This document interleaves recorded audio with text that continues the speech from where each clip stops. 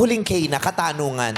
Base sa kanilang mga isasagot, mararamdaman mo ang kanilang damdamin at ang kanilang punto at doon mo masasabi, ay, ito yung breadwinner na hairstylist.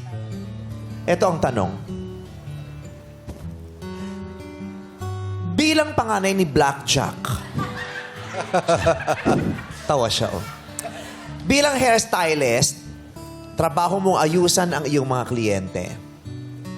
Bakit naman sa iyo naatang ang trabahong ayusin ang buhay ng pamilya mo bilang breadwinner? Dahil sa hirap ng buhay. So kailangan mo ayusin yung dapat ayusin sa pamilya, yung gusot, yung dapat na alisin mo sila sa sitwasyon na you are going to break the cycles of poverty, then you have to, ikaw yung magiging kanila ikaw yung magiging daan nila para maayos. So, ayun po. You have to break the cycle of poverty. And I think Pare, bakit sa'yo napunta yun na atang? Kasi wala wala silang aasahan kundi ako kasi at age of 16 wala na po ako sa bahay. Ang baho ng laway na ano mo. Hindi, naiyak siya eh. Ande,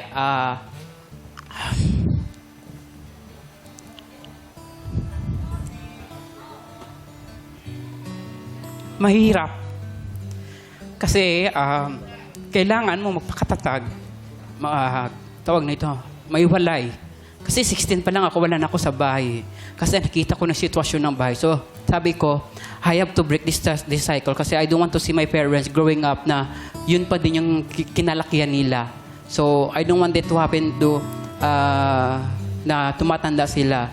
So, I understand na sometimes I often busy, then oftentimes nakakalimutan ko na tumatanda na palang parents ko. So, ayun, kailangan ko sa i-break kasi ayoko nang nakikita ko na nahihirapan sila. Sa kanya naatang dahil nakita niya yung kondisyon ng kanyang pamilya kaya kinuha niya na yung obligasyon. Maraming salamat. Salamat. Ito tayo kay number 2. Bilang hairstylist, trabaho mong ayusan ang iyong mga kliyente. Bakit naman sa iyo naatang ang trabahong ayusin ang buhay ng pamilya mo bilang breadwinner? Nang dahil po ng both of my parents are already PWDs, so I have to work hard because I have to study and I also have to send my sister to school. And aside from that, it's better to work hard than to wait in return na wala namang kasiguraduhan na may makukuha or matatanggap ka. PWD ang kanyang mga magulang. So, kailangan niya ng tumayo sa kanyang sariling paa. Para na rin sa iyong kapatid, tama? Yes. Ilan yun? Isa. Maraming salamat.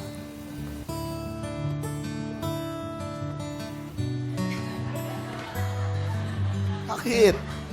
Hindi. Parang pagod na pagod siya. Bilang hairstylist, trabaho mong ayusan ang iyong mga kliyente. Bakit naman sa iyo naatang ang trabahong ayusin ang buhay ng pamilya mo bilang breadwinner?